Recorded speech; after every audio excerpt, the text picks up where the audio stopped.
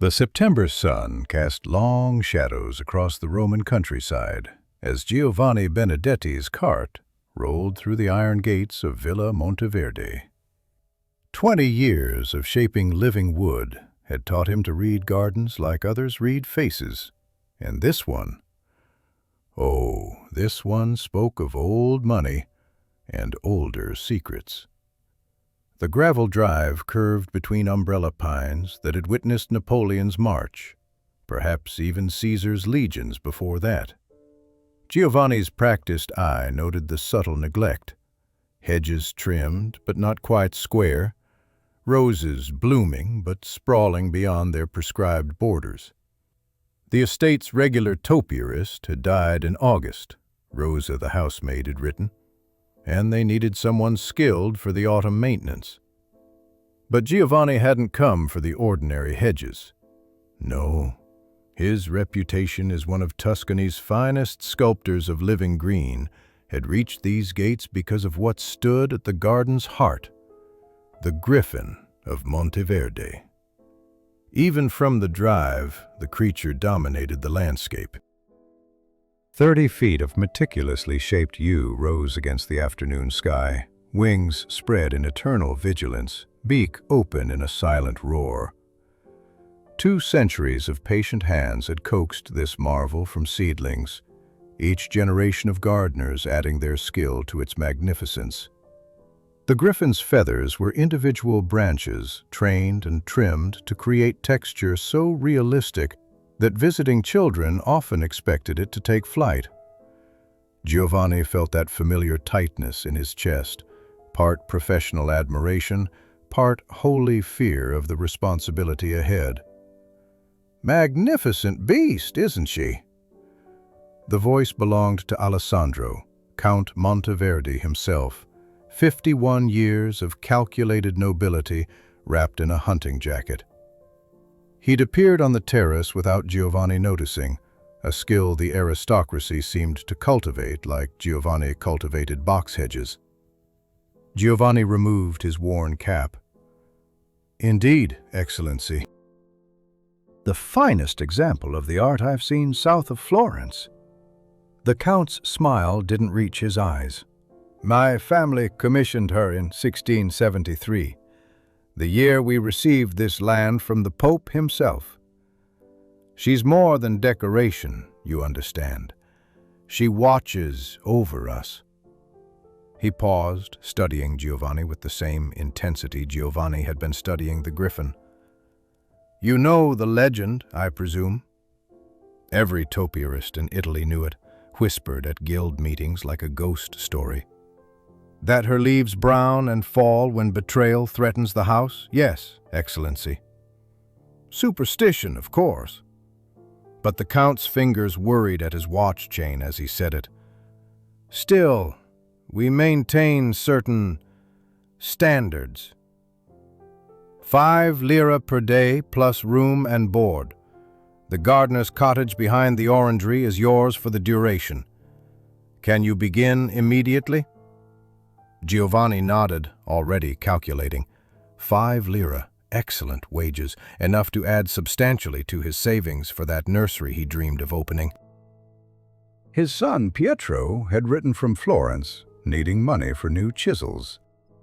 The boy was 17 now, apprenticing with Master Carlotto, learning to shape stone while his father shaped trees.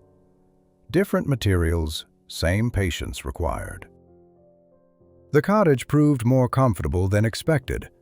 2 rooms with a proper fireplace, a narrow bed that didn't sag, and Giovanni's heart lifted. A shelf of books. Previous gardeners had left botanical journals, treatises on pruning, even a worn copy of Virgil's Georgics. But what caught his attention was a leather journal pushed behind the others, its spine cracked with age. Inside, careful handwriting documented 40 years of the griffin's care, dated 1833. Giovanni set it aside for evening reading. Rosa appeared at his door as he unpacked his tools, carrying bread and wine. 35 years old, with the quick movements of someone who'd learned efficiency as survival, she possessed that particular intelligence servants develop, seeing everything while appearing to see nothing. "The old gardener, God rest him, said you were the best. Said you studied in France." "Briefly, in Lyon." Giovanni arranged his pruning shears by size. "But plants teach you more than professors, I've found." She laughed, a sound like water over stones. "The Countess will appreciate that. She says the garden understands Italian better than her sons do these days." Rosa glanced toward the main house, then leaned closer. "The young Marchese, Don Luciano. He wants to modernize everything. Talks of steam and steel and progress. The Count, he prefers things as they've always been." Giovanni had encountered this divide in many noble houses lately. United Italy was barely 3 years old, and the old families struggled to find their place in this new world of commerce and constitutions. "And the Griffin?" he asked. "What does she prefer?" Rosa's expression turned serious. "The Griffin keeps her own counsel, but she's been restless lately. The wind through her branches sounds different, almost like warning." She crossed herself quickly. "Forgive me. I'm talking nonsense. The kitchen gossip infects us all." After she left, Giovanni walked the grounds as dusk approached, mapping the work ahead. The formal parterre needed attention, the lemon trees required pruning, and the maze had gaps that destroyed its mystery. But always his path curved back to the Griffin. In the failing light, shadows played through her hollow spaces, creating an illusion of breathing. The yew's dense growth formed perfect feathers, each one representing years of careful cultivation. Standing beneath those spreading wings, Giovanni understood why legends grew around such things. The Griffin was more than topiary art. She was accumulated devotion. 200 years of human hands serving a vision larger than any single lifetime. Tomorrow he would climb into those branches, run his fingers along each carefully trained limb, learn her particular language of growth and form. But tonight, he would read that old journal and discover what secrets previous gardeners had whispered to the pages. The cottage was warm, the wine Rosa had left was decent, and through his window, the Griffin's silhouette stood guard against the stars. Giovanni opened the journal to the first entry. March 1833. The Griffin wept today, though no rain has fallen. The family speaks of changes coming. I fear what the spring will bring.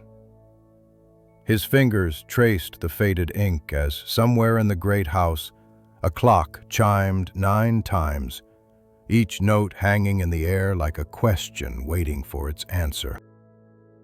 The morning of September 20th arrived with unseasonable fog rolling across the Roman hills, and Giovanni rose early to check the moisture levels in the formal beds. His routine these past 5 days had settled into a comfortable rhythm. Pruning before the heat, lunch in the shade of the orangery, afternoon work on the maze. The Griffin he'd saved for last, wanting to observe her through different lights and weathers before beginning the delicate work of autumn maintenance.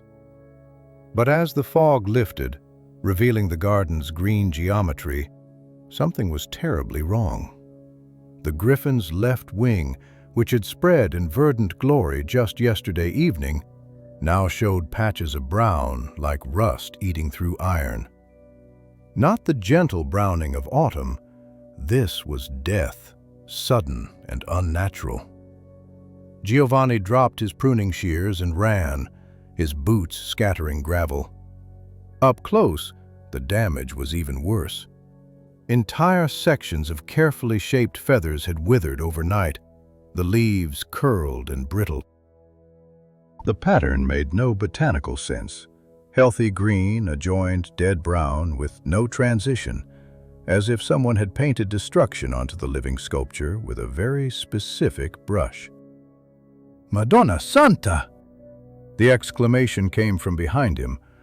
Rosa stood frozen, her market basket dropping from nerveless fingers, eggs breaking across the path.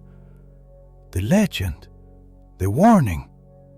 Before Giovanni could respond, the morning erupted. Count Alessandro burst from the house, still in his dressing gown, his face the color of whey. Behind him, his younger brother Luciano emerged fully dressed, his expression shifting from curiosity to shock. Within minutes, the entire household had gathered. Servants whispered behind their hands. The Countess Elena appeared on the terrace leaning heavily on her walking stick, and even the stable boy Marco abandoned his horses to gape at the stricken griffin. "This is sabotage," Alessandro's voice carried across the garden. "Someone has done this deliberately."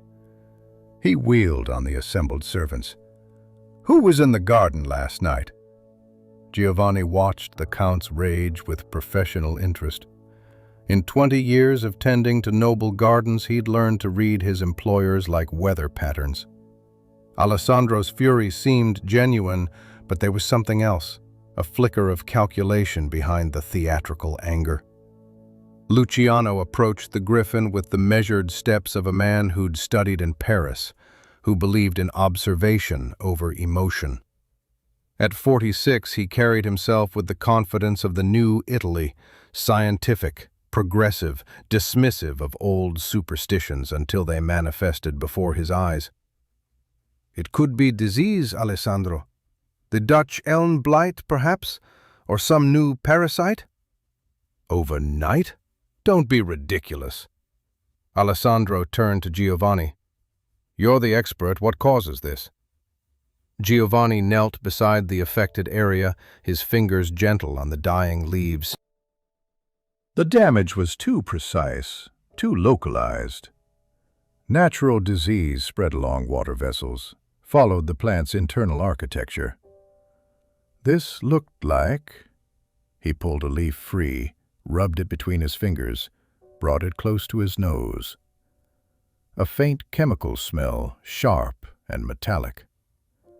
"I need to examine this more closely, Excellency," he said carefully. "The pattern is unusual." The Countess Elena's voice cut through the morning chaos like a blade through silk. "When is Herr Kruger arriving?" The brothers exchanged glances. Giovanni had heard kitchen gossip about the German industrialist, something about a contract for railroad development. Alessandro's jaw tightened. "In 2 days, Mother, the 22nd. "The same day as the feast of San Maurizio," the old woman observed. "How appropriate. The patron saint of difficult choices." She turned that ancient, knowing gaze on the griffin. "Perhaps our guardian wishes to speak after all." Luciano made a dismissive sound. "Mother, please." "This is either disease or vandalism, not divine intervention. I'll send for Dr. Fabiani. He has some knowledge of plant pathology." "I've seen nothing like this in 20 years, Giovanni offered, which was true enough. He'd seen poisoned plants before, but never with such surgical precision. "With your permission, I'd like to climb into the crown, examine the damage from within." Alessandro nodded absently, already turning to berate the household staff about security. Luciano lingered, watching Giovanni with those educated eyes. "You suspect something?" It wasn't a question. Giovanni had learned to be careful around clever men. "I suspect many things, Excellency. The art is knowing which suspicions to voice." Luciano almost smiled. Spoken like a true Florentine. "Very well, investigate, but discreetly. If this is sabotage, we don't want to alert the perpetrator. And if it's disease..." He looked at the dying wing. We have 48 hours to restore our griffin, or Herr Kruger will take his capital elsewhere. He's superstitious for a German, believes in signs and portents. After the family retreated to the house for what would surely be a volcanic breakfast conversation, Giovanni climbed into the griffin's interior. The ancient yew had been trained over an iron armature, creating hollow spaces within the dense foliage where a man could stand. Light filtered green through the leaves, and the air smelled of resin and shadow. That's when he saw them. Thin lead pipes, no thicker than his smallest finger, woven through the branches like veins. They were old, tarnished, nearly black, almost invisible against the dark wood. He followed one with his fingers until he found what he was looking for. A small hole drilled in the pipe, positioned directly above the affected area. Someone had injected poison through these pipes, knowing exactly where it would flow. Giovanni's mind raced. Who knew about this system? It must have been installed decades ago, perhaps for irrigation, then forgotten as the griffin grew around it. The old journal. He needed to return to that journal. But first he needed allies, and he suspected he knew where to find one. He found Rosa in the kitchen garden, salvaging what she could from her broken basket. Her hands shook as she gathered scattered vegetables. "It's happening again," she whispered. "Just like before." Giovanni kept his voice low. "Before?" "My grandmother worked here. She told stories. The last time the griffin's wings browned, the old count lost everything in a business venture. His brother had betrayed him to Austrian traders." She looked up at him, eyes bright with unshed tears. "The count and Marchese, they've been arguing for months. About the estate, about progress, about everything. And now, with this contract..." Giovanni helped her gather the last of the vegetables, his mind already working through possibilities. Two brothers at war, a fortune at stake, and someone with enough knowledge to turn the family's own legend against them. He thought of the lead pipes hidden in the living wood, patient as serpents, waiting for someone to remember their purpose. That afternoon, while the household succumbed to the heavy quiet that follows crisis, Giovanni returned to the griffin with his most delicate tools. The September sun had burned away the morning's fog, leaving the air crystal clear, perfect conditions for the careful work ahead. He'd told Alessandro he needed to remove the damaged foliage to prevent spread, which was true enough, though not in the way the Count imagined. Inside the griffin's hollow heart, filtered light created an underwater world of green shadows. Giovanni worked methodically, tracing each lead pipe with his fingers, mapping the network. The system was ingenious. Dozens of hair-thin tubes branching through the major limbs, originally designed to deliver water to the extremities during drought. But water wasn't what had flowed through them last night. At the junction where several pipes met, he found what he was looking for, a small valve recently oiled. Someone had maintained this system, kept it functional despite decades of neglect. His fingers came away with a residue that burned slightly, copper sulfate if his nose didn't deceive him, a common agricultural chemical available from any modern supplier, deadly to plants in concentration. The precision of the attack troubled him. Whoever did this knew exactly which pipes fed the left wing, knew the dosage needed to kill quickly but not spread, knew the timing would coincide with the German's visit. This wasn't passion, this was calculation, cold as the lead pipes themselves. Fascinating construction, isn't it? Giovanni nearly fell from his perch. Doctor, Ettore Fabiani stood below, medical bag in hand, studying the griffin with scientific interest. At 48, the doctor possessed that particular combination of rustic practice and urban education that marked Italy's transitional generation. "Luciano sent for me," Fabiani continued, "though I confess my expertise lies more with human ailments than botanical ones. Still, poison is poison, whether in blood or sap." He climbed up beside Giovanni with surprising agility. "May I?" Giovanni showed him the pipes, the valve, the targeted damage. The doctor examined everything with methodical care, even producing a magnifying glass from his vest pocket. "Copper-based, certainly. The crystalline residue, the color of the burn. Probably mixed with sulfuric acid for rapid absorption. Someone knows their chemistry." "Someone with access to such chemicals," Giovanni observed carefully. Fabiani's eyes sharpened. "Half of Rome has access now." "The new agricultural companies sell solutions for every pest and blight. Progress, they call it." He paused, seeming to weigh his words.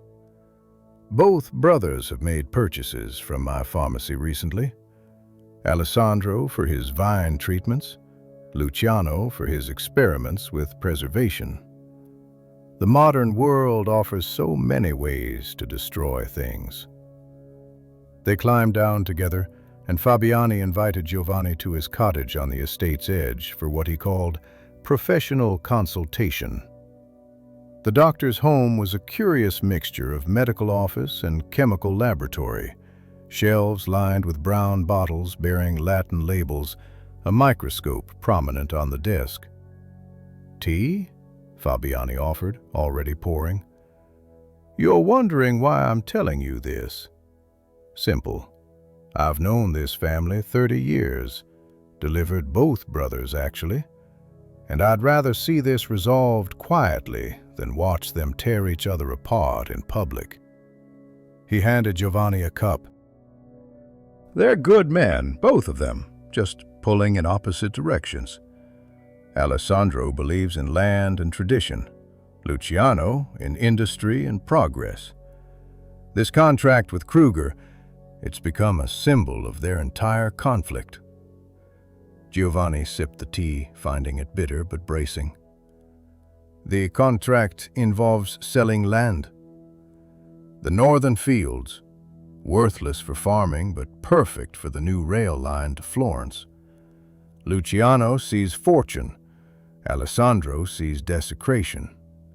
Their mother, wise woman, told them to decide together or not at all. The German won't deal with divided ownership." Through the window, Giovanni could see the griffin's damaged wing, brown against the green garden like a wound against healthy flesh. "Someone doesn't want the contract signed. Or someone wants to ensure it's signed on their terms alone." Fabiani moved to his chemical shelf, fingers dancing across the bottles. "Here, copper sulfate. And here, sulfuric acid.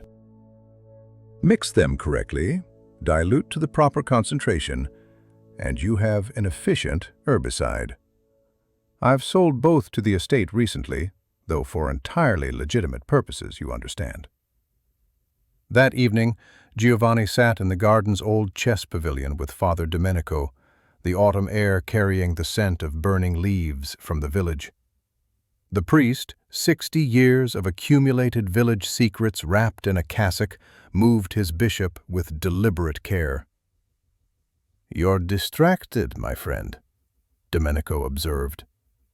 "The griffin weighs on you." Giovanni studied the board, seeing patterns within patterns. "Did you know about the pipes, Father?" The old priest's hand hesitated over his queen. "Ah, you found them. Old Count Federico had them installed in 1833. The date's in the parish records because he donated the excess lead for our roof repairs." He thought he could improve on God's design, bring water directly to every branch. Domenico finally moved his queen. Pride, always pride with that family. The griffin was already magnificent, but he wanted perfection. The journal from that time mentions the griffin weeping. Memory is selective. The griffin wept because the pipes leaked, nothing more mystical.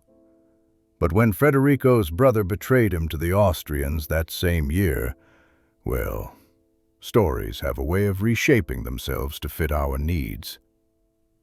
The priest's eyes, still sharp despite his years, fixed on Giovanni, just as they're reshaping themselves now.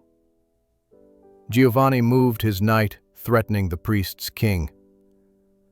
You think one brother betrays another? I think men often become the stories they tell about themselves. Alessandro tells himself he's tradition's guardian. Luciano tells himself he's progress incarnate. Both stories are true, both are false, and somewhere between them, an old griffin suffers for their certainty. After the game, a draw, as always, Giovanni walked back through the garden, taking the long route past the servants' quarters. Light spilled from Rosa's window, and through it he could see her talking earnestly with young Marco, the stable boy. Their conversation seemed intense, Rosa gesturing repeatedly toward the main house. Back in his cottage, Giovanni opened the old journal again, reading by lamplight. The entry for September 1833 was revealing. The Count has had me install a feeding system in the griffin, lead pipes to carry treated water to every extremity. His brother calls it folly, warns the lead will poison the soil. They argue constantly now, these brothers who once shared everything. I fear what poison spreads through more than just gardens. Giovanni set down the journal, his mind working through possibilities like fingers through tangled vines. Someone had used the old Count's innovation for destruction, turning the family's past against its present. But who? Alessandro trying to prevent the sale by invoking the legend? Luciano trying to force his brother's hand through superstition? Or someone else entirely? Someone who stood to gain from the brothers' mutual destruction? Outside, wind moved through the griffin's branches, and Giovanni imagined he could hear her pain. Not mystical, just the simple sound of dying leaves rattling against living wood. Tomorrow he would have to report something to the family. The question was, how much truth could they bear? The morning of September 21st brought unusual clarity to the Roman countryside, as if the air itself had been washed clean. Giovanni woke with the chemical formula still burning behind his eyes, copper sulfate mixed with sulfuric acid, the proportions critical, the application precise. Someone had treated this poisoning like a mathematical equation, and mathematics always left traces. In his cottage workshop, Giovanni examined the leaf samples he'd collected, crushing them between his fingers, testing their texture. The damage pattern nagged at him, too perfect, too controlled. Natural poison would follow the plant's circulation, but this had been directed with surgical precision. He needed to understand the chemistry better, which meant another visit to Dr. Fabiani. But first, the morning ritual of inspection. The griffin's wound had stabilized overnight, no spread, which confirmed his theory about targeted application. Alessandro was already there, still in yesterday's clothes, standing vigil like a man at a deathbed. Can you save her? The Count's voice had lost its aristocratic command, revealing something raw beneath. Giovanni chose his words carefully. The damage is contained, Excellency. With proper treatment, new growth is possible, though it will take time. We don't have time. Kruger arrives tomorrow. Alessandro's hands clenched and unclenched. My brother thinks I did this. He actually accused me at dinner last night in front of Mother. Said I'd rather destroy the griffin than see the land sold. The accusation hung between them like morning mist. Giovanni continued his examination, noting fresh scratches on the nearby bark. Someone had climbed here recently, probably in darkness. And did you, Excellency? Alessandro's laugh was bitter as copper. If I wanted to stop the sale, I have legal means. I don't need to murder plants. He paused, studying Giovanni with those calculating eyes. My brother, however, studied chemistry in Paris. He knows about such things. At Fabiani's cottage, Giovanni found the doctor distilling something that filled the air with the sharp scent of alcohol and herbs. The laboratory table was covered with apparatus Giovanni recognized from his brief time in Lyon. Retorts and alembics, bottles of reagents labeled in Latin, notebooks filled with chemical formulae. Tincture of willow bark, Fabiani explained, not looking up from his work. The old remedies still have value, even in this age of synthesis. He adjusted the flame beneath his apparatus. You're here about the copper sulfate. Giovanni nodded. The concentration troubles me. Too strong, and it would have killed the entire tree. Too weak, and the damage would have been gradual. This was precise. Precisely calculated, you mean? Fabiani abandoned his distillation, moving to a locked cabinet. Inside, rows of bottles gleamed like deadly jewels. Let me show you something. Here, my dispensary record. He produced a leather-bound ledger. Every purchase, every prescription, all documented for the medical authorities. The recent entries were revealing. Alessandro had purchased copper sulfate on September 10th for treating grape fungus. Luciano had bought sulfuric acid on September 12th for his preservation experiments. Either could have created the poison. Both had access to the knowledge. But look here, Fabiani pointed to another entry. Signora Bertolucci, the merchant's wife, purchased both chemicals on September 15th. Said she needed them for cleaning copper pots and treating her roses. Herr Kruger's Italian secretary bought sulfuric acid on September 18th for removing rust, he claimed. Giovanni felt the case multiplying like branches from a trunk. So anyone could have, anyone with knowledge, yes. The formula isn't secret. Any agricultural manual will provide it. The question isn't who could, but who would. And more importantly, who knew about those pipes? On his way back to the villa, Giovanni encountered Luciano in the orange garden, reading what appeared to be a German technical manual.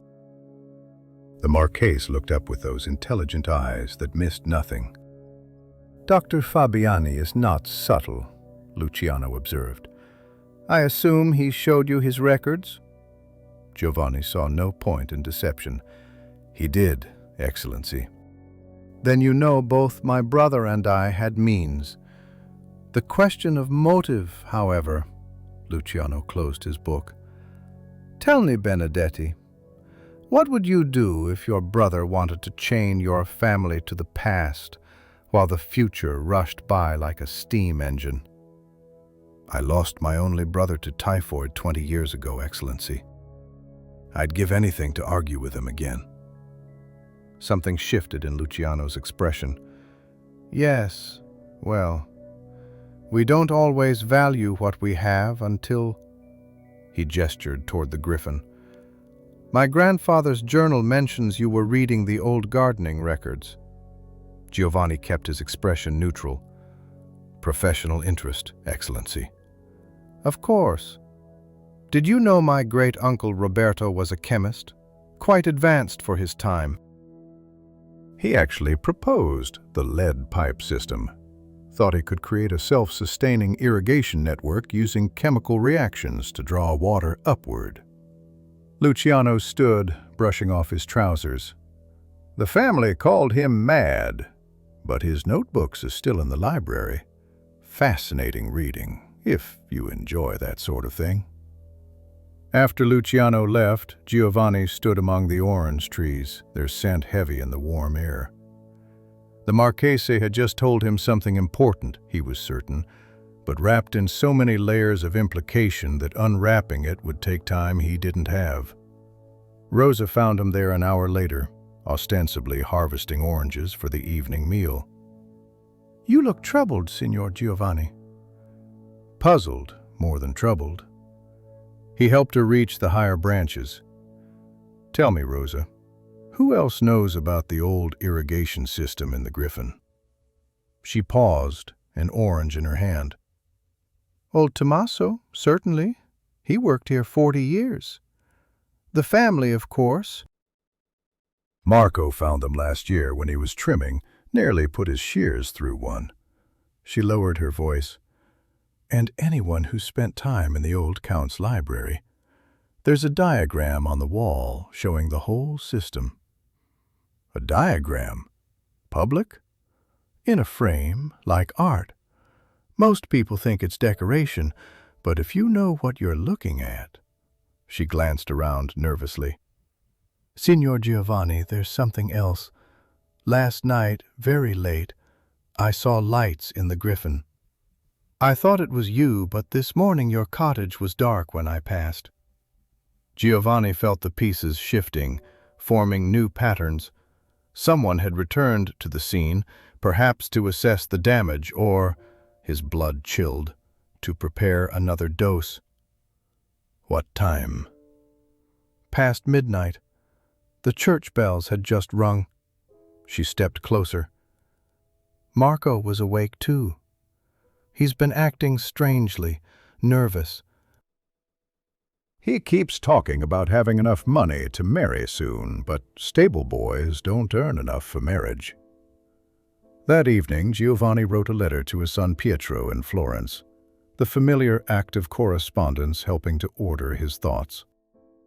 He described the Griffin, the technical challenge of restoration, the interesting chemical principles involved. Everything but his growing certainty that he was watching a family destroy itself from within. Pietro would appreciate the technical details. The human tragedy was something Giovanni would keep to himself. As he sealed the letter, a knock came at his door. Marco stood there, cap in hand, shifting nervously from foot to foot. Signor Giovanni, I need to tell someone, and you seem trustworthy. Giovanni invited him in, poured wine, waited. In his experience, confession couldn't be rushed. Someone paid me, Marco finally said. 50 lire to watch the Griffin and report any changes. They said they were concerned about disease, wanted to catch it early. The boy's hands trembled around his wine cup. But now, with what happened? Giovanni poured Marco another cup of wine, keeping his movements deliberate and calm. The boy was skittish as a colt, ready to bolt at the wrong word. Outside, dusk painted the garden in shades of amber and shadow, and through the window, the Griffin's damaged wing looked like a wound against the darkening sky. Who paid you, Marco? The stable boy stared into his wine. That's the thing. I don't know. The money came with a note, pushed under my door 3 nights ago. Said to watch the Griffin between midnight and dawn, report any changes to a hollow oak near the north wall. He pulled out a worn piece of paper. Keep this, they said, and there'd be another 50 after the Germans' visit. Giovanni examined the note. Good paper, educated handwriting, but deliberately simplified. Someone disguising their natural script. The ink was common, available anywhere, but there was a slight smudge at the corner. He held it to the lamp and saw what might be a partial fingerprint stained with something green. "Did you see anyone at the Oak?" "Never. I left my reports, just said all quiet each night, and they vanished by morning." Marco's young face twisted with guilt. I should have suspected something wrong. But 50 lira. Rosa and I want to marry, and her father demands a proper dowry. So that was the connection Giovanni had observed. Young love made people vulnerable to temptation, and someone had exploited that vulnerability with surgical precision. He sent Marco away with instructions to continue his watches. Better to let the mysterious paymaster think their plan proceeded undetected. After the boy left, Giovanni made his own journey through the darkening garden toward the villa's north wing, where old Tommaso kept a cottage in his retirement. 70 years had bent the former head gardener like a wind-beaten tree, but his mind remained sharp as his pruning shears once were. Tommaso was tending a small fire, a pot of soup bubbling above it. "Giovanni Benedetti," he said without looking up. "I wondered when you'd come. Sit, share my meal. We have much to discuss." The soup was simple but good, beans and herbs from Tommaso's own garden. They ate in companionable silence before the old man spoke again. 40 years I shaped that griffin. 40 years of mornings in her branches, learning every curve and hollow. She speaks to those who listen. What does she say now? That history repeats, but never quite the same way. Tommaso's ancient eyes reflected the firelight. In 1833, it was the old Count Federico and his brother Roberto. Federico wanted tradition. Roberto wanted innovation. The lead pipes were Roberto's idea. Brilliant, actually. He understood hydraulics in ways we're only now catching up to. Giovanni leaned forward. Luciano mentioned Roberto was a chemist. More than that, a visionary. He saw how chemistry could transform agriculture, make the land produce treasures beyond imagination. But Federico feared change, thought it would corrupt the natural order. Tommaso stirred the fire, sending sparks into the night. The brothers fought, as brothers do. Then one morning, half the griffin turned brown overnight. Federico blamed Roberto's chemicals. Roberto blamed Federico's neglect. The real truth— Yes? The real truth was that both were right and both were wrong. Roberto had been testing his chemicals through the pipes, small doses he thought were helpful. Federico had been adding his own treatments, traditional ones, thinking to counteract his brother's modernism. Together, they created poison. The old man's laugh was dry as autumn leaves. Neither would admit fault. Roberto left for America, never returned. Federico died of grief within the year. Giovanni felt the weight of repetition, history spiraling through generations. And now Alessandro and Luciano are different men, but the same story, though this time someone knows the history and uses it. Tommaso fixed him with those penetrating eyes.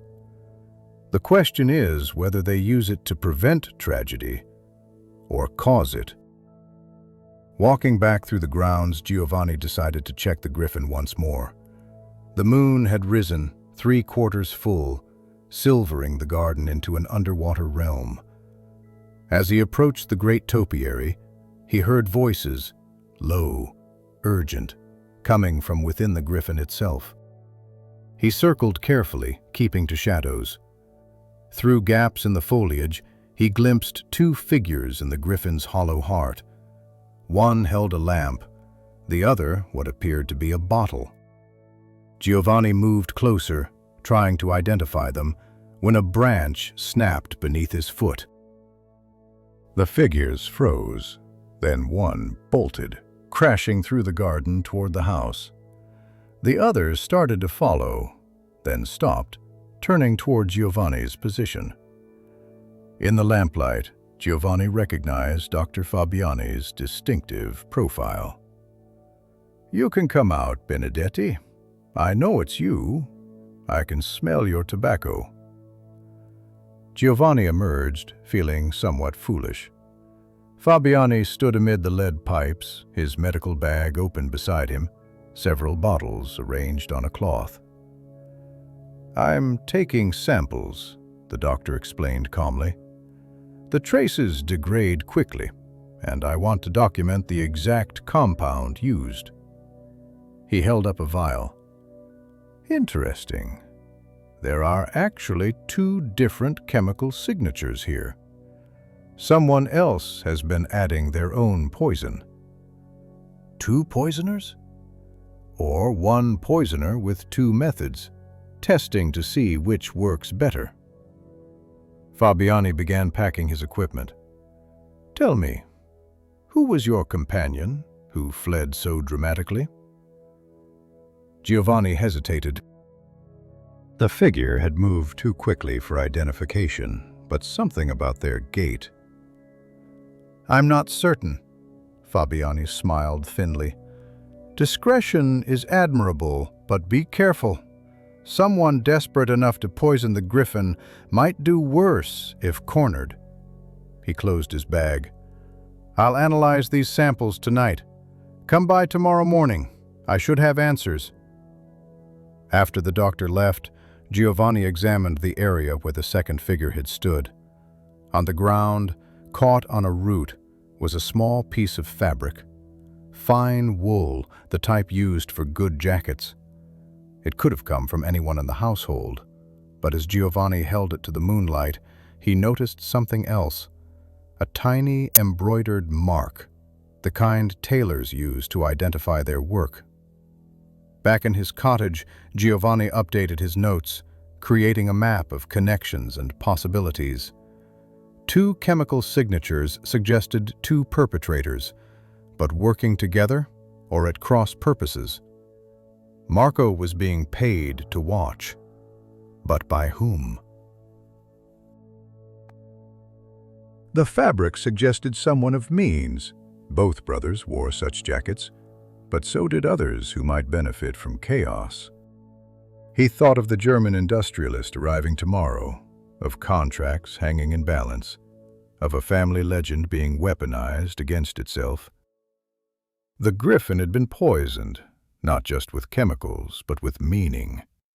Every brown leaf, a word in an accusation neither brother could ignore. Giovanni opened the old journal one more time, finding an entry he'd overlooked before. "Roberto says the pipes could carry more than water. They could carry messages, he says, chemical messages that would teach the plant new ways to grow. Federico calls this blasphemy, but I wonder, what messages do we send through the channels we create, and who decides their meaning?" Through his window, the griffin stood silver and black against the stars, her damaged wing like a broken promise. Tomorrow, Herr Kruger would arrive, expecting to deal with a united family. Instead, he would find brothers divided by suspicion, a poisoned guardian, and Giovanni himself holding pieces of truth that might heal or destroy, depending on how he chose to arrange them. The night of September 21st wrapped Villa Monteverdi in unseasonable warmth, the kind that made men restless and gardens exhale their deepest scents.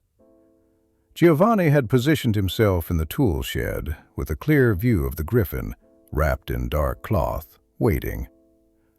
If someone returned to the scene, and his instincts insisted they would, he would be ready.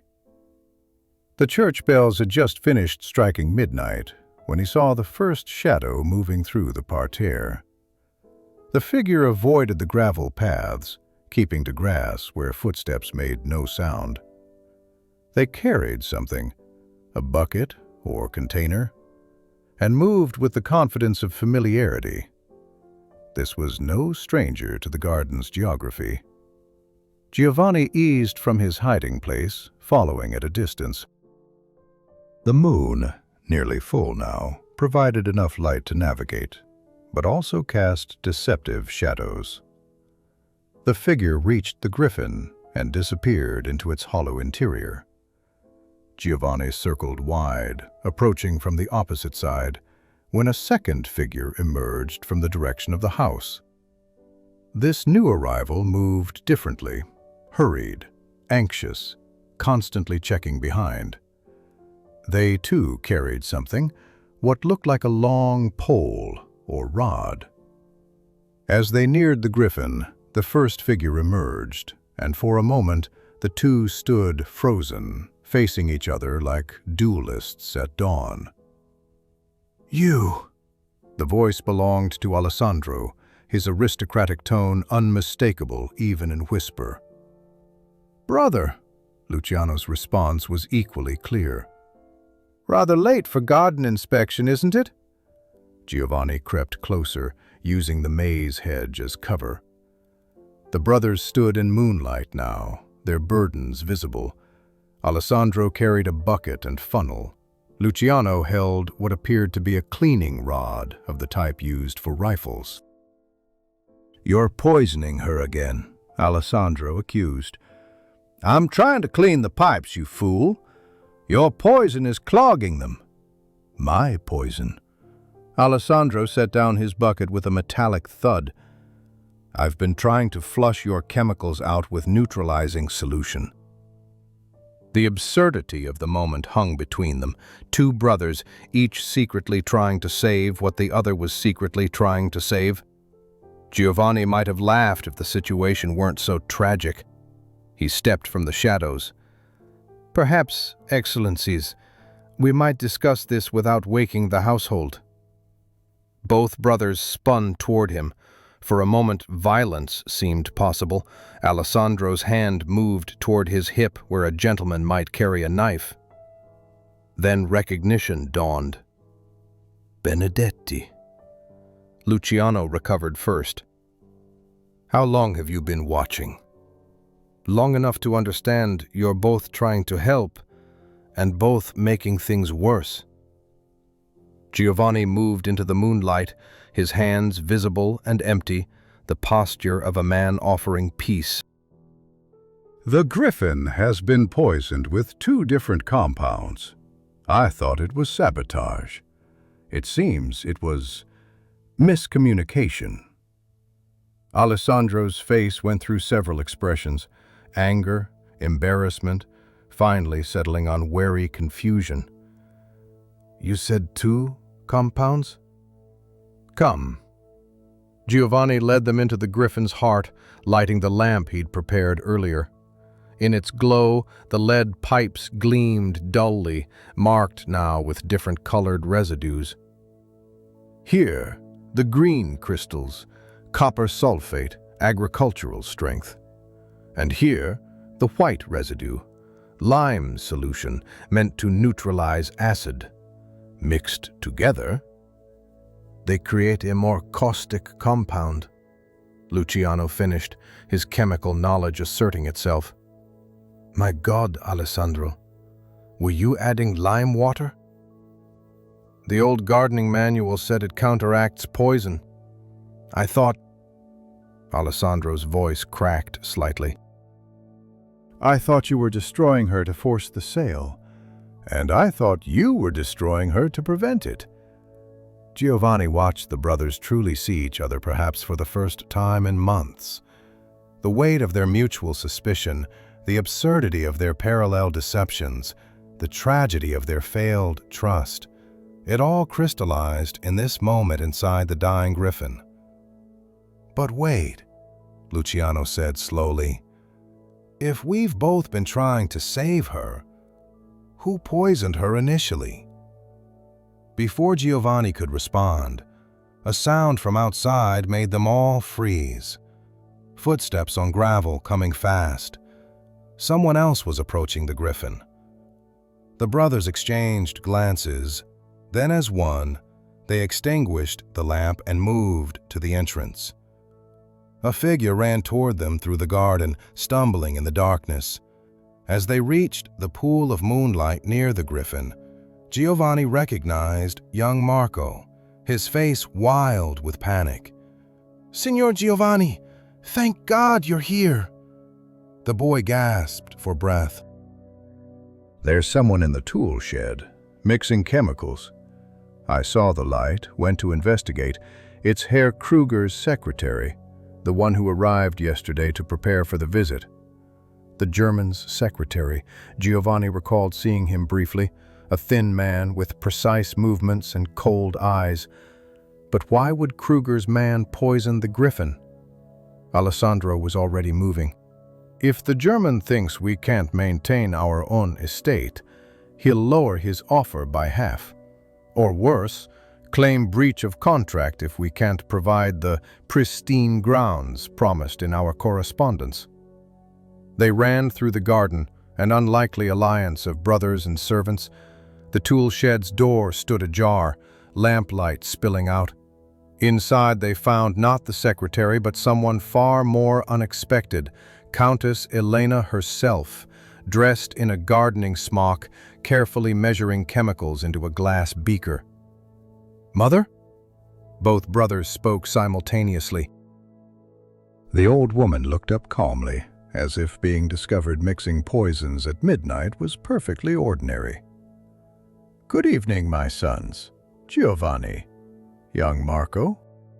She continued her measuring. "I suppose explanations are in order." Alessandro found his voice first. "You poisoned the griffin?" "I gave her a voice." The Countess set down her beaker. "You boys were tearing each other apart over this contract.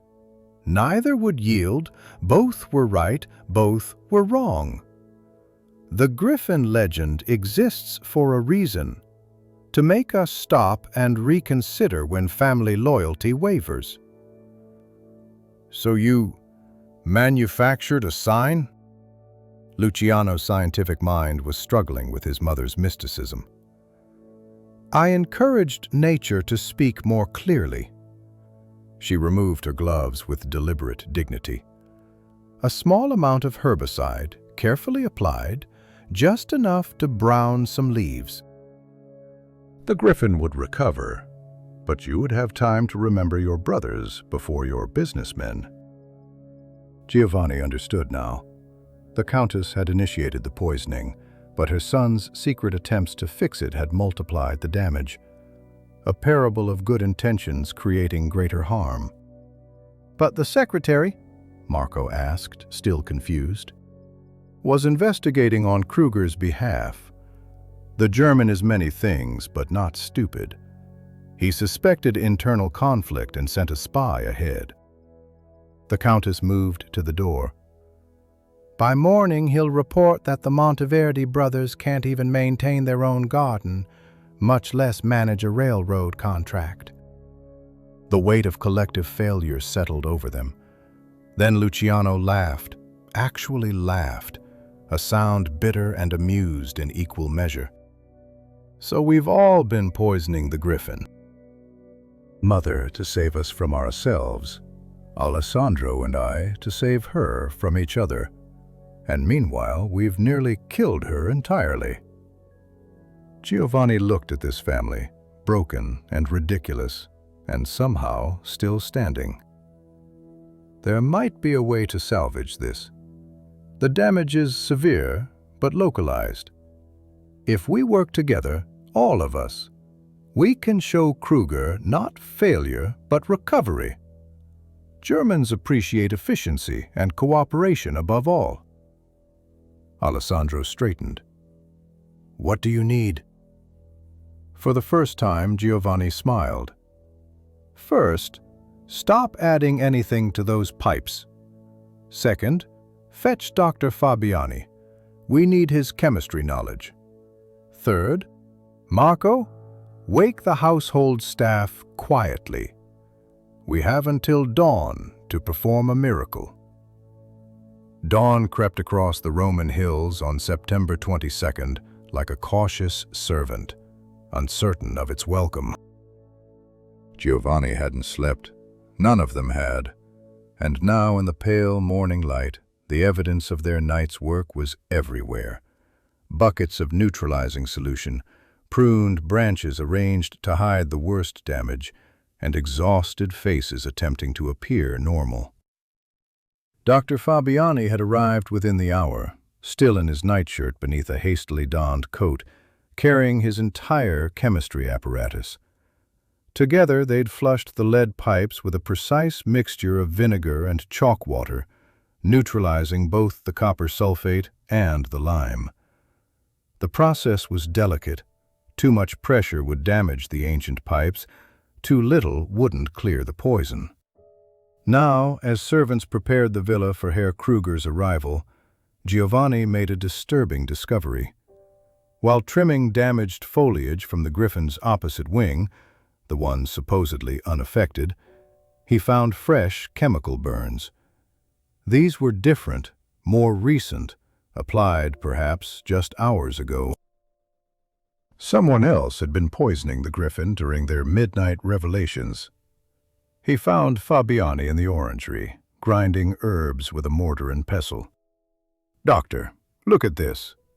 Giovanni showed him the newly damaged leaves. Fabiani examined them with his magnifying glass, then performed a simple test with litmus paper.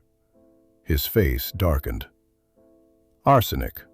Diluted but unmistakable. This is attempted murder, not of plants, but of reputation." He looked up sharply. "Whoever drinks from the decorative fountain beneath the griffin, the one fed by the same pipes, would become quite ill." Giovanni's blood chilled. The fountain was where guests were traditionally served welcome drinks. If Kruger or his secretary became sick, the contract wouldn't just fail. The family would be ruined, possibly charged with attempted murder. "Precisely." Fabiani began preparing an antidote. "Someone wants more than to stop this deal. They want to destroy the Monteverdi name entirely." Giovanni's mind raced through possibilities. Not the brothers. Their mutual discovery had been too genuine. Not the Countess. Her sabotage was meant to delay, not destroy. The secretary was a spy, but unlikely to poison his own employer. That left. Rosa appeared at the orangery door, breathless. "Signor Giovanni, come quickly. Old Tommaso is at the Griffin, and you need to see this." They found the old gardener standing inside the Griffin's hollow heart, tears streaming down his weathered face.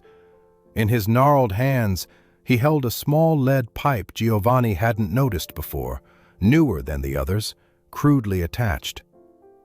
40 years, Tommaso whispered. 40 years I protected her, and now... He looked at Giovanni with ancient eyes full of pain. "I added this pipe 20 years ago. After Roberto left, after Federico died, I thought I could improve the system, make it truly work as Roberto envisioned. I told no one." Giovanni approached carefully, as one might approach a wounded animal. "Tommaso, have you been using this pipe?" "Never. But someone found it. Someone who knew where to look." The old man's voice cracked. "Only one person besides me knew. Someone I trusted with all my secrets. Someone I trained in these gardens before he got ideas above his station." "Who, Tommaso?" Before he could answer, commotion erupted from the main house. Herr Kruger had arrived a full hour early. Giovanni saw the German industrialist descending from his carriage, a large man with mutton chop whiskers and the bearing of someone who expected the world to arrange itself for his convenience. Beside him, his secretary carried a leather portfolio thick with documents. Alessandro and Luciano emerged to greet them, managing to appear united despite their exhaustion. The Countess followed, regal as always, showing no sign of her midnight activities. The entire household arranged itself for the formal welcome. Giovanni turned back to Tommaso. "We must flush that new pipe immediately. If there's arsenic in it—" But Tommaso was looking past him, his face suddenly hard. "There he is, the one I trained, who learned every secret of this garden and then sold them." Giovanni followed his gaze to see Kruger's secretary stepping forward with a silver tray, preparing the traditional welcome drinks at the fountain. The man's movements were practiced, familiar, not those of a stranger, but someone who knew exactly where everything was kept. "His name was Carlo then," Tommaso said quietly. "Carlo Rossi, a gardener's boy with ambition. He left 10 years ago, said he was going to make his fortune in the north. I see he's succeeded after a fashion." Everything clicked into place. The secretary knew about the pipes because he'd learned from Tommaso. He'd poisoned the griffin not to help Kruger, but to destroy the Monteverde family. Revenge, perhaps, for some slight, real or imagined from his time as a servant. And now he was about to serve poisoned water to his own employer, making it appear the family had attempted murder. Giovanni had seconds to act. He strode forward, calling out cheerfully, "Excellencies, before the welcome toast, might I suggest showing Herr Kruger the griffin? The morning light is perfect, and I believe you'll find her condition instructive." Kruger turned, his heavy features showing irritation at the interruption. "The griffin can wait, surely. It's been a long journey." "But the light, Herr Kruger," Giovanni insisted, moving closer. In doing so, he deliberately bumped the secretary's arm, sending the tray and fountain cups crashing to the ground. "Oh, forgive me! How clumsy!" The secretary's eyes flashed with fury before he controlled himself. "No matter. I'll prepare fresh drinks." "Actually, Dr. Fabiani appeared, carrying his medical bag. I must insist everyone step away from the fountain. There's been a contamination, copper sulfate leaching from the pipes, quite dangerous. I've already notified the authorities." Kruger's bushy eyebrows rose. "Contamination? In the welcome fountain?" He turned to the brothers. "What kind of establishment are you running here?" Alessandro and Luciano exchanged glances, then Alessandro spoke. "An honest one, Herr Kruger. Honest enough to admit our problems and work to solve them." He gestured toward the griffin. "Come, let us show you everything, the damage, the cause, and, most importantly, the solution." As the group moved toward the griffin, Giovanni caught the secretary's arm. "Carlo Rossi," he said quietly. "Tommaso recognized you." The man's composed mask finally cracked. "That name means nothing now."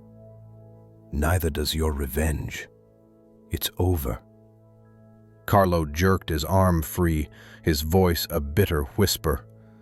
"They treated me like furniture."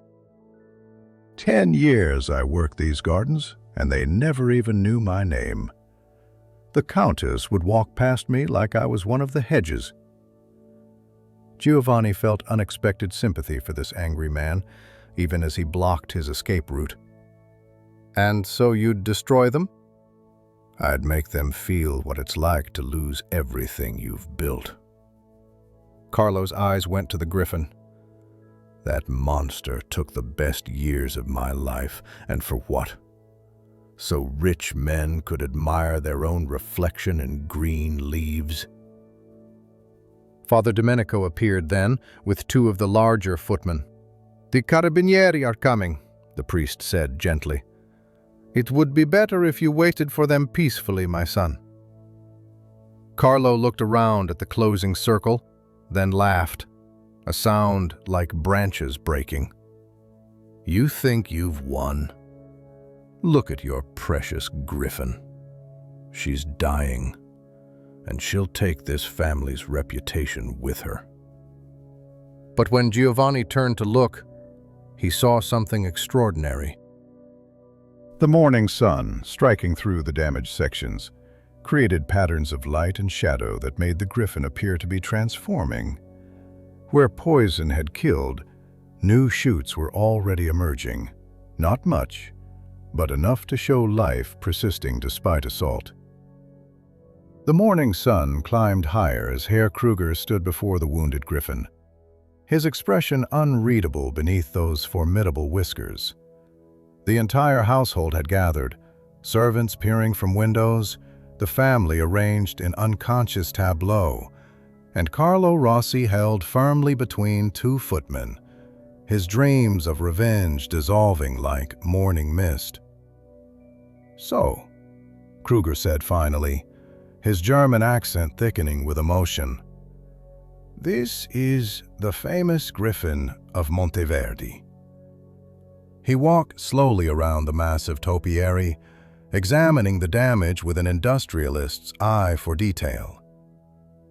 200 years of growth, nearly destroyed in a single night. Alessandro stepped forward. "Herr Kruger, we can explain." "No need." The German raised his hand. Your gardener already has, in his peculiar way. He nodded toward Giovanni. Bumping my secretary's arm, not subtle, but effective. I assume the water was poisoned. Dr. Fabiani cleared his throat. "Arsenic, mein Herr. Your secretary, it seems, had his own agenda." Kruger turned to Carlo, studying him with the same intensity he'd given the Griffin. "Reinhardt, you called yourself. Good references from Milan, spoke perfect German.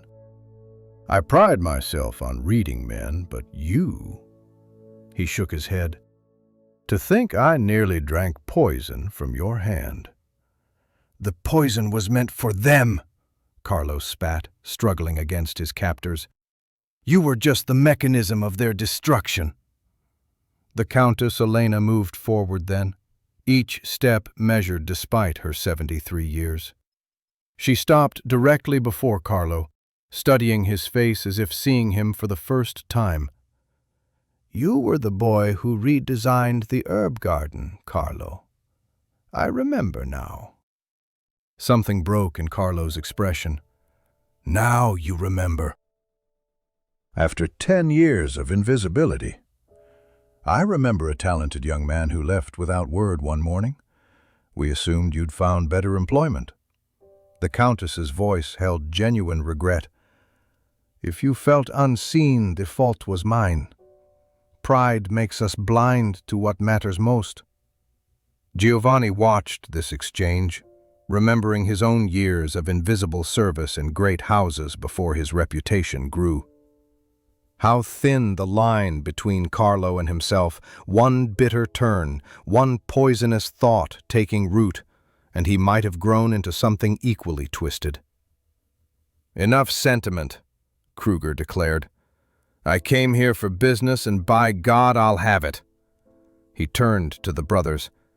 "Your estate is in chaos, your gardens poisoned, your servants either corrupted or corrupting. Tell me why I should trust you with a contract worth hundreds of thousands of lire."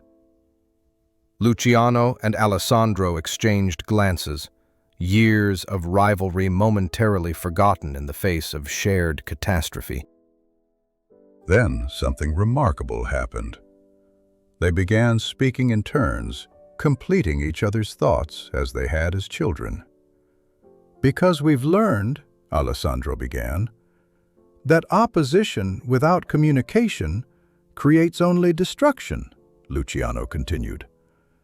We both tried to save the griffin, but working separately, we nearly killed her. The railroad you propose needs both tradition and innovation. Someone who understands the land's history and someone who grasps its future potential. Kruger's expression shifted, a slight smile appearing beneath the whiskers. Interesting. And how do you propose to demonstrate this newfound cooperation? Giovanni stepped forward. If I may, Herr Kruger, the griffin can be restored, but not to what she was. She'll be different, scarred, but stronger. The process will require both traditional techniques and modern chemistry, old wisdom and new knowledge. He gestured to the brothers. They have both. The German industrialist walked once more around the griffin, then did something unexpected. He laughed, a sound like boulders tumbling down a mountain. You Italians, such drama, such passion. In Prussia, we would have simply signed papers and been done. He pulled out his pocket watch. It's barely 9 in the morning, and already I've witnessed betrayal, revelation, and reconciliation. What's next, opera? Breakfast, the Countess said firmly. Everything seems less catastrophic with food. Come, Herr Kruger. Let us discuss terms while my sons begin the work of restoration. As the older generation moved toward the house, with Carlo being led away to await the authorities, Giovanni found himself alone with the brothers beside the griffin. The morning air carried the scent of damaged vegetation and new possibilities. She really can be saved? Alessandro asked quietly. Giovanni ran his hand along an undamaged section, feeling the life pulsing beneath the bark. Nature is more forgiving than people, generally. The pipes must be removed, all of them. It will be delicate work, possibly damaging in the short term, but necessary for long-term health. Like cutting out infection, Luciano mused. Painful, but essential. We'll need to work together, Alessandro said, not quite looking at his brother. Your chemistry knowledge, my understanding of the root systems, and Giovanni's artistry to reshape what remains, Luciano added. They stood there, 3 men from different worlds united by a poisoned griffin and the strange democracy of crisis. Giovanni thought of the letter he would write to Pietro tonight, how sometimes destruction teaches us construction's true value. Rosa and Marco approached hesitantly, carrying tools and buckets. We want to help, Rosa said. The whole household does. The griffin belongs to all of us, in a way. Behind them came other servants, the cook with her herb knowledge, the stable master who understood drainage, even the young scullery maid who'd noticed which sections of the garden thrived best. The poisoning had broken down barriers between upstairs and downstairs, creating a temporary republic of restoration. Old Tommaso sat on a bench nearby, tears still wet on his cheeks. Giovanni went to him. It's not your fault, old friend. You couldn't have known what Carlo would become. I taught him everything, Tommaso whispered. The pipes, the chemicals, the family's secrets. I created the weapon that nearly destroyed them. You taught him knowledge. He chose how to use it. Giovanni sat beside him. Now, teach us. Help us remove what Roberto and Federico built, what you modified. Help us free the griffin from the past's good intentions. The work began immediately. Fabiani directed the chemical neutralization, while Giovanni mapped the pipe system. The brothers worked side by side, Alessandro's strength complementing Luciano's precision. Even the Countess returned, dressed in gardening clothes that hadn't seen daylight in decades, directing servants with the authority of someone who'd once known every plant by name. As the sun reached its zenith, Kruger reappeared, contract in hand. He watched the organized chaos, aristocrats and servants working together, tradition and science combining, a family rebuilding itself through shared labor. "The contract offers have changed," he announced. "I'm no longer interested in buying your land." Alessandro's face fell, but Kruger continued. "Instead, I propose a partnership. You maintain ownership, but grant usage rights for the railroad. The profits will be shared, 60% to my company for the investment, 40% to you for the land. But there's a condition." "Name it," Luciano said. "The Griffin must be restored and maintained. She'll become a symbol of the line, the Rome-Florence Express, with the Monteverdi Griffin as its emblem. Tradition and progress united." He smiled beneath his whiskers. "Germans appreciate good symbols, and this morning has provided excellent marketing narrative." Giovanni watched the brothers absorb this unexpected salvation. The contract that had threatened to divide them would now require their continued cooperation. The Griffin that had nearly died from their conflict would become the sign of their reconciliation. October arrived with unusual gentleness that year, bringing cool mornings and golden afternoons that stretched like honey across the Roman countryside.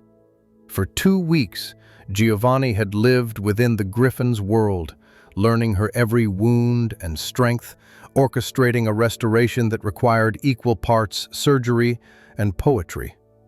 The pipe removal had been the worst of it. Each lead vein had to be extracted without destroying the branches that had grown around them for 40 years. Giovanni worked with the patience of a clockmaker, sometimes spending an entire morning on a single junction.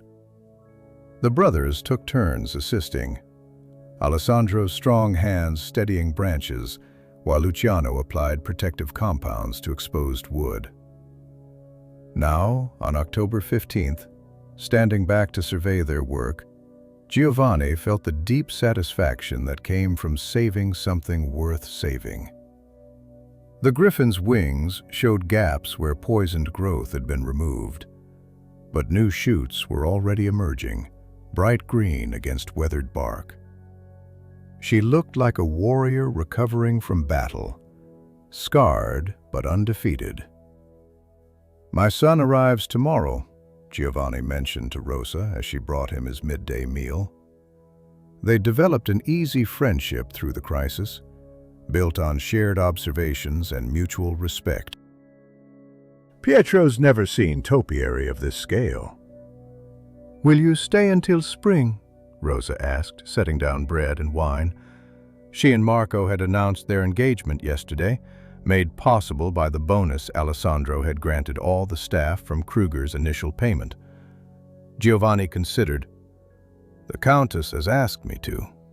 The Griffin will need careful attention through winter, and the brothers want to learn the art themselves." He smiled at the thought. "They're surprisingly good students when they work together." That afternoon, Father Domenico visited, bringing news from Rome. Carlo Rossi had been sentenced to 5 years hard labor, a lenient sentence considering the attempted poisoning, but the judge had considered his years of service and the family's request for mercy. "The Countess insisted," Domenico explained as they walked through the restored parterre. "She said the family had enough guilt to carry without adding his complete destruction to it."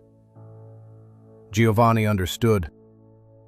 In his cottage, he'd been reading more of the old journals, discovering layers of small cruelties and missed opportunities. How many Carlos had these gardens seen, talented souls crushed by indifference until they transformed into something poisonous. "You're philosophical today," the priest observed. "Gardens make philosophers of us all, eventually. We watch things grow, die, return. We learn that poison and medicine often come from the same source, just in different doses." Giovanni paused beside a newly planted rose bush. "The Romans had a saying, corrupto optimi pessima. The corruption of the best is the worst." Carlo had genuine talent? Exceptional. Tommaso showed me designs he'd drawn as a boy. Innovative irrigation systems, new training techniques for topiary. Had he been born to a different family, or had this family seen him differently? Giovanni shrugged. But we can't reshape the past, only learn from its patterns. That evening, the household gathered for dinner in the garden, a celebration of the contract's signing and the restoration's progress. Herr Kruger had returned to Germany, but sent a case of Riesling with a note. "For the Griffin's health." Tables were set beneath the stars. Torches created circles of golden light, and even the servants sat at the same long table, the Countess's decree that this night at least they would be one household. Giovanni found himself seated between Luciano and Dr. Fabiani, discussing the chemistry of plant growth.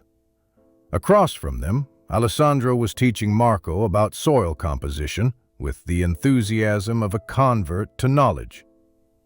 The conversations wove together, science and tradition, art and agriculture, the future and the past finding common ground in the present moment.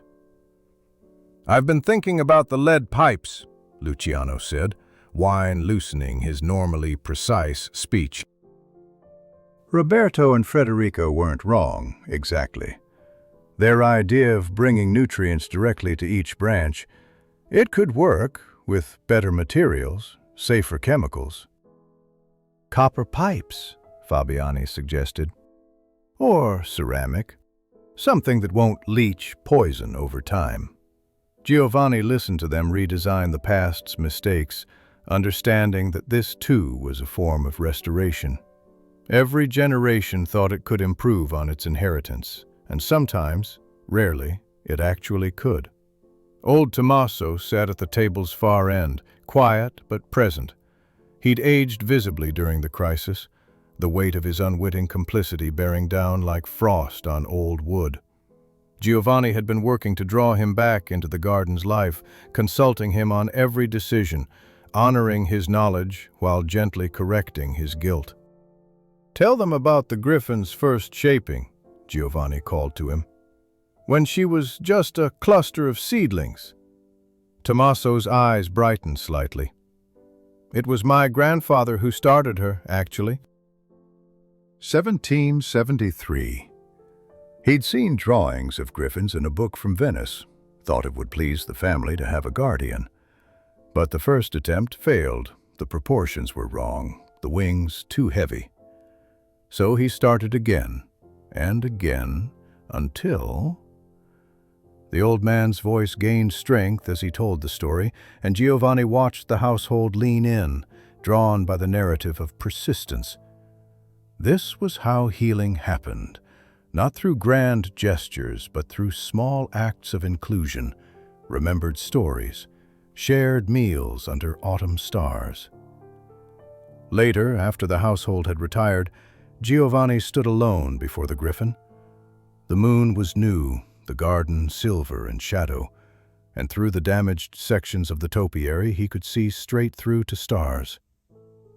The griffin was more transparent now, less solid, but somehow that made her more beautiful, like seeing the bones of something sacred.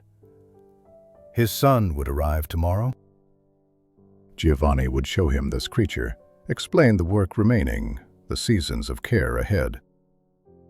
Pietro carved stone, permanent and unchanging, while Giovanni shaped living things that required constant attention. He wondered which art was harder, creating something eternal or maintaining something alive. A sound made him turn. The Countess stood there, wrapped in a shawl, looking every one of her 73 years, but still formidable. "Can't sleep, Giovanni?" "Thinking, Excellency, about time and patience and the stories we tell ourselves." She moved to stand beside him, both of them contemplating the griffin. "My husband would have liked you. He understood that gardens are really about hope, planting for seasons we might not see, shaping for eyes that haven't been born yet." "And the legend? Will it continue?" The Countess smiled. "Legends evolve like everything else. Perhaps now the griffin warns not of betrayal, but of the danger of working alone." When her leaves brown, it means the family has forgotten to tend each other, not just the garden. They stood in comfortable silence, an old woman and a middle-aged gardener, guarding a guardian who had herself needed guarding. Somewhere in the distance, a nightingale began its liquid song, and Giovanni thought about the letter he would write to Pietro, about poison becoming medicine, enemies becoming partners, and the strange grace that sometimes emerged from near disaster. The April sun of 1874 painted Villa Monteverdi in shades of gold and new green, and Giovanni Benedetti stood once more before the griffin, but this time with the satisfaction of a master craftsman admiring completed work. 6 months had passed since that night of poison and revelation, and the garden had transformed, not back to what it was, but forward into something richer. The griffin herself bore her scars with dignity. Where poison had killed entire sections, Giovanni had trained new growth into patterns that suggested feathers ruffled by wind, adding movement to her previously static perfection. The gaps had become part of her story, like the missing arms of ancient statues that somehow made them more beautiful than wholeness could. "She looks like she's actually flying now," Pietro observed, standing beside his father. The young man had extended his visit, fascinated by this different art of shaping. At 18, he'd inherited his father's patient hands, but possessed his late mother's gift for seeing beauty in imperfection. Giovanni smiled at his son's observation. "Sometimes damage teaches us possibilities we couldn't see before. Your stone carving, when you make a mistake, you can't undo it, only incorporate it into the design. Living things are the same, just more forgiving." The estate bustled with activity. The first section of the Rome-Florence Railway had opened last month, and the griffin had indeed become its symbol, stylized on tickets, painted on the sides of carriages, her image carrying travelers between cities. The original herself had become something of a pilgrimage site for garden enthusiasts, bringing unexpected revenue to the estate. Alessandro emerged from the house carrying his newest acquisition, a book on Japanese garden techniques he'd ordered from London. "Giovanni, look at this. They have a philosophy called wabi-sabi, finding beauty in imperfection and impermanence. Rather like our griffin now, wouldn't you say?" The Count had changed markedly. The rigid traditionalist had discovered that tradition itself was a flowing river, not a frozen lake. He'd spent the winter learning botanical Latin, corresponding with gardens across Europe, his natural authority channeling into scholarship rather than mere inheritance. Luciano followed, carrying a leather portfolio. "The new irrigation system designs," he announced. "Ceramic pipes this time, with a gravity feed system based on Roman aqueducts, but improved with modern hydraulics. He spread the papers on a garden table, his enthusiasm infectious. We could extend it to the entire estate, make even the furthest fields productive. The brothers worked together now with an ease that seemed natural, but Giovanni knew was hard-won. They'd learned to see their differences as complementary rather than contradictory, Alessandro's reverence for history tempering Luciano's hunger for progress, Luciano's innovation energizing Alessandro's preservation. "Signor Giovanni!" Rosa's voice called from the terrace. She moved differently now, with the confidence of someone who'd found her place. As the new head housekeeper, the Countess had promoted her in February, she managed the villa with quiet efficiency. "The Countess requests your presence in the library." Giovanni found the old matriarch surrounded by papers and ledgers, but her eyes were bright with purpose rather than burdened by duty. At 74, she'd taken on a new role as the estate's historian, documenting centuries of family knowledge before it vanished into forgetting.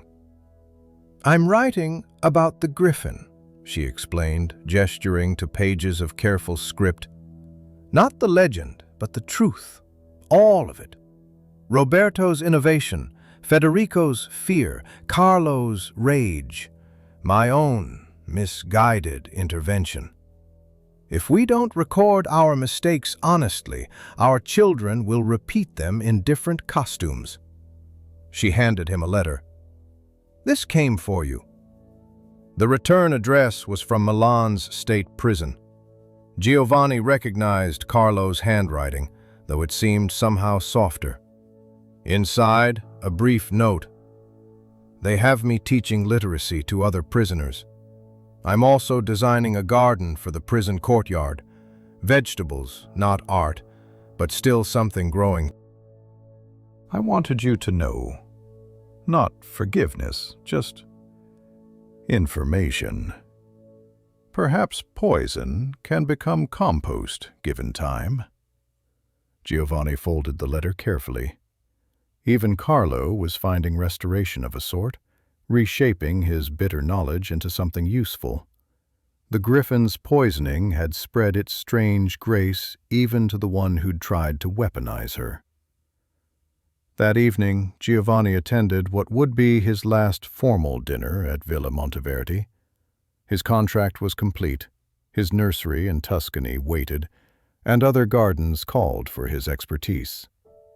But the family had insisted on a proper farewell, transforming the occasion into something between celebration and graduation ceremony. Dr. Fabiani raised the first toast. "To Giovanni Benedetti, who taught us that the difference between poison and medicine lies not in the substance, but in the dosage and intention." Father Domenico followed. "To patience, which reveals itself as the highest form of action." Old Tommaso, stronger now than in October, stood slowly. "To the griffin, who guards not by remaining perfect, but by surviving imperfection." The toasts continued, wine flowed, and stories emerged. Some Giovanni had lived, others he was only now learning. How Marco had secretly courted Rosa for 2 years before the crisis gave him courage to speak. How the Countess had once wanted to study botany at university, but been forbidden by her father. How Kruger had returned to Germany and established a garden featuring Italian topiary, spreading the art northward. As the evening deepened, Alessandro and Luciano performed a duet on violin and piano, something they hadn't done since childhood, their mother revealed. The music drifted through the garden, and Giovanni thought about harmony, how it required different notes maintaining their distinctness while finding common rhythm. Near midnight, Giovanni walked alone to the Griffin for a final communion. Tomorrow he would leave, but the work would continue.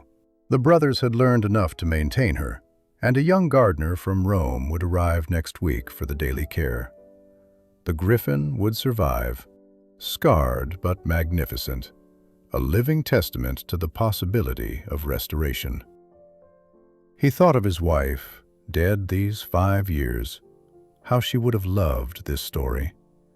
She'd always said that gardens were where humans learned to cooperate with time rather than fight it. The griffin proved her right. 2 centuries of patient tending, nearly destroyed in one night, then rebuilt through collaboration between unlikely allies. A footstep behind him. Pietro approached, carrying 2 cups of wine. "Mother would have loved her," his son said, unconsciously echoing Giovanni's thought. "She would have loved the whole story, the mystery, the revelation, the restoration." Your mother appreciated complicated truths. They stood together, father and son, each practicing different arts but understanding the same essence, that creation required equal parts vision and revision, that mastery meant knowing when to cut and when to let grow. "Will you miss this place?" Pietro asked. Giovanni considered. "I'll miss the griffin, but she doesn't need me anymore. The best work we do eventually surpasses us, children, gardens, even stone sculptures. We shape them, then they reshape the world without us."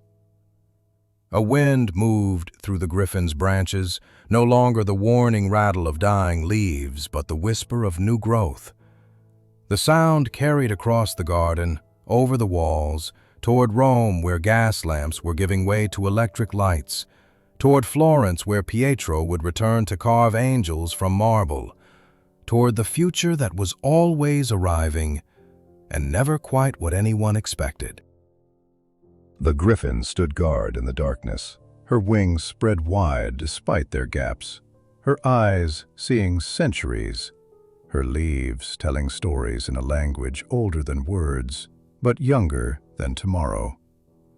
And somewhere in Germany, a train carried the griffin's image through industrial cities, while in a Roman prison, a man who'd tried to kill her designed gardens for those whom society had forgotten.